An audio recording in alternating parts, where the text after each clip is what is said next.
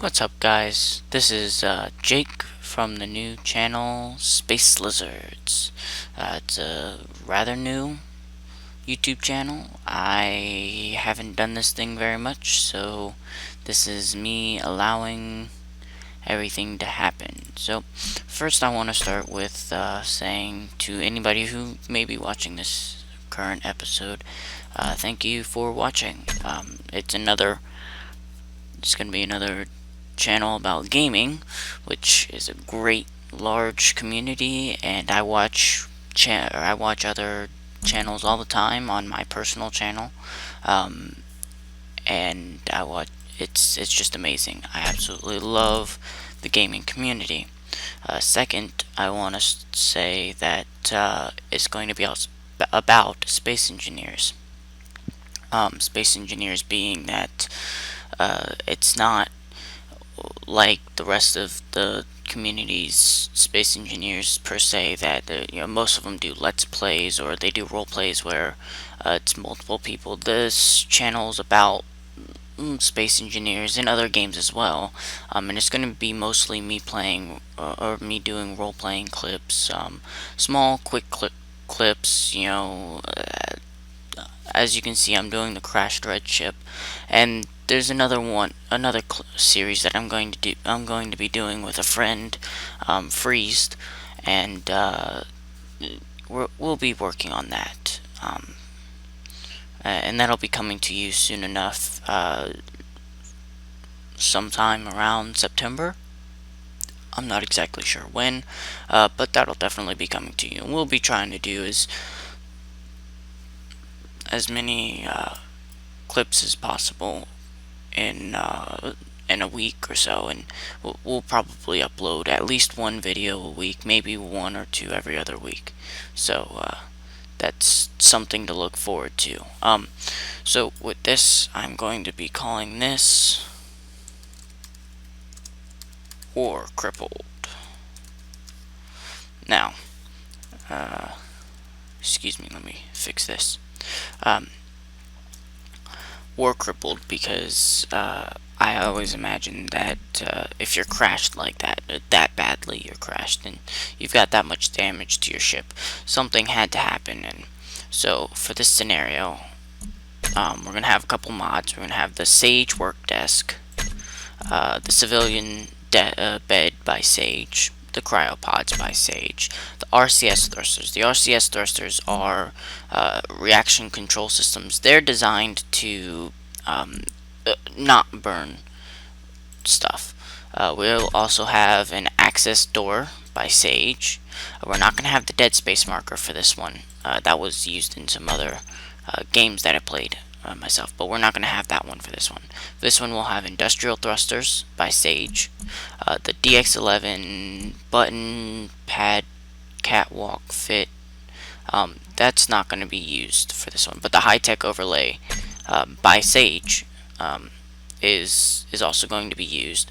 We're not going to use the door mods by Uncle Steve, although I'm not doing DX11 for this because my computer, I don't think it could handle DX11 and recording.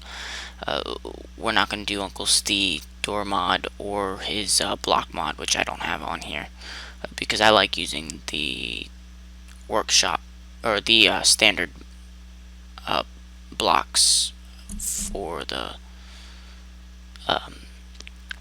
that the Keen software put in there.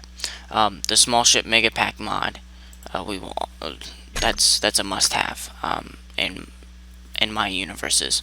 The armor thrusters we'll be using, the large ones and the small ones. We'll be using interior door and letters mods.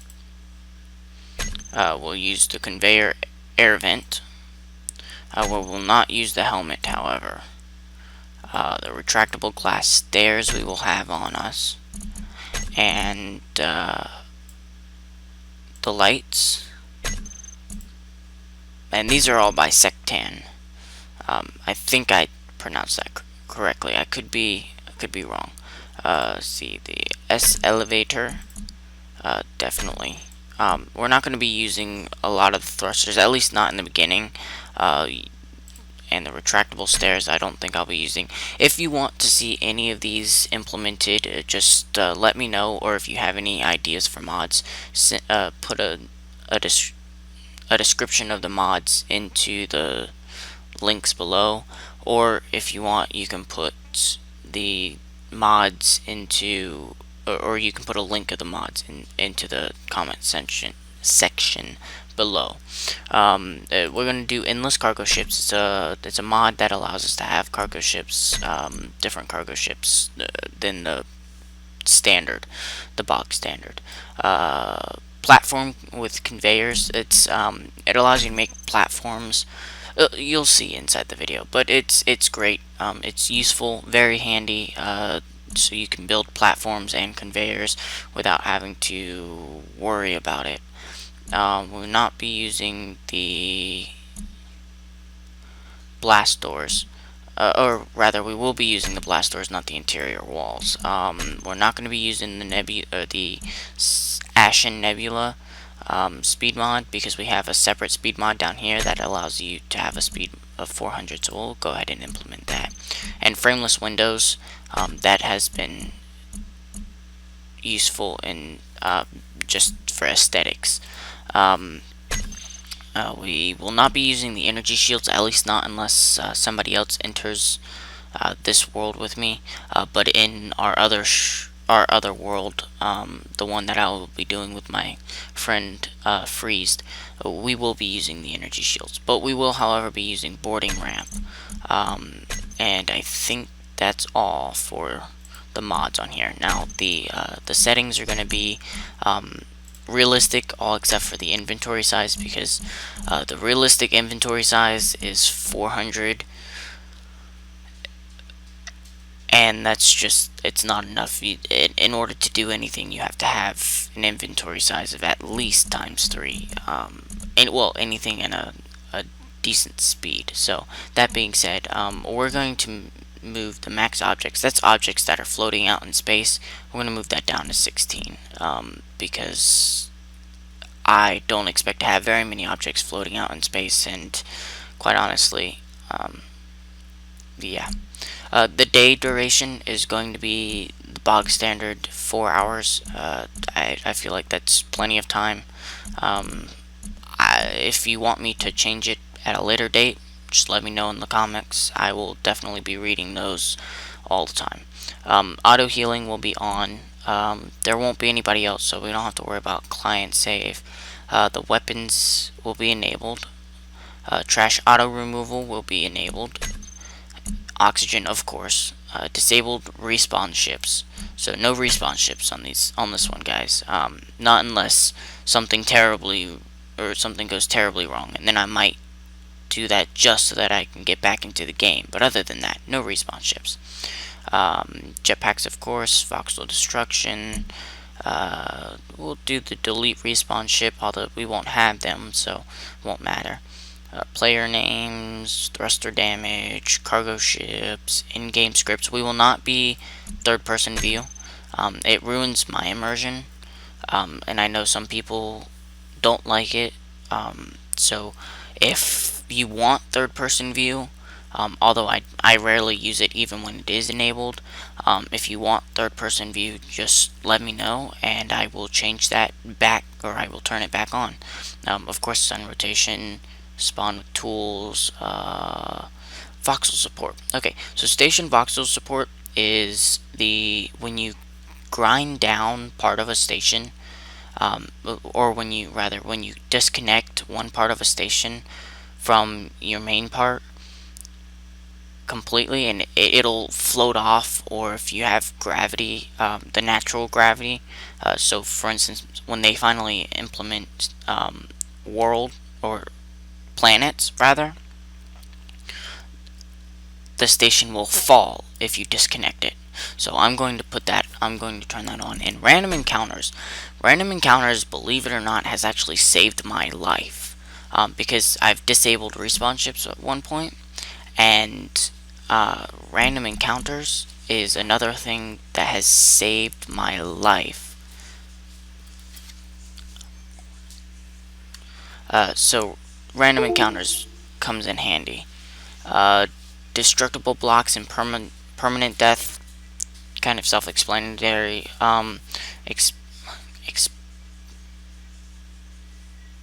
okay, I can't say that word apparently, or at least I don't think I said it correctly. Permanent death is if you die and you don't have a med bay to respawn in, you lose all connection to everything. So if you have like an entire station owned by you, but you don't have a med bay and you die and you have to respawn, you lose all that stuff that was owned by you. You'd have to rehack it and everything. It's quite bad. So for this, permanent death is going to be on. I don't hope to die, or I hope not to die, rather. Um, I don't hope to die, I hope not to die. Yeah. Destructible blocks, of course, because you want to see the pieces that are all deformed and everything from being hit by the asteroid, or from hitting the asteroid, or whatever happens. So that's going to be standard destructible blocks. Alright, and that's my setup for this game. It's infinite world, low density. It's a safe environment at the moment. I will be turning on uh, asteroids or meteor showers eventually. If you want me to turn them on sooner rather than later, please let me know. Otherwise, I will be turning on the asteroids when I have the capability to defend myself against them. That being said, I can, like I said, turn it on later and find out where the asteroids are coming from and then have to hide from them. That's completely up to you. The choices are normal, Cataclysm, or Armageddon. Armageddon is unrealistic, and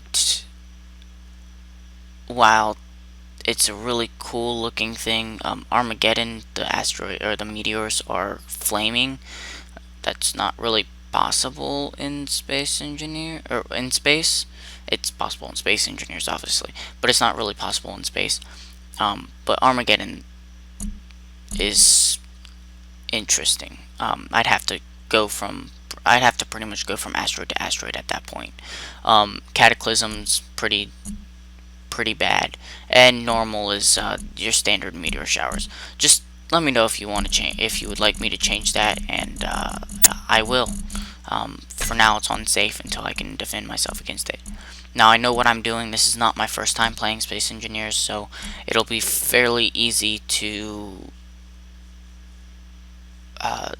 get myself started and get my base built and ready to go into battle like with the asteroids. But it will take time. It's not that it's hard, it's just it'll take time. But I would like to hear from my viewers, anything that you would like me to do or say, and or rather not say, but anything you would like me to do base wise, a specific pattern. I'm not very artistic. I am not artistically inclined. So if, for instance, you want me to make an X-Wing, I will do my best, but no promises.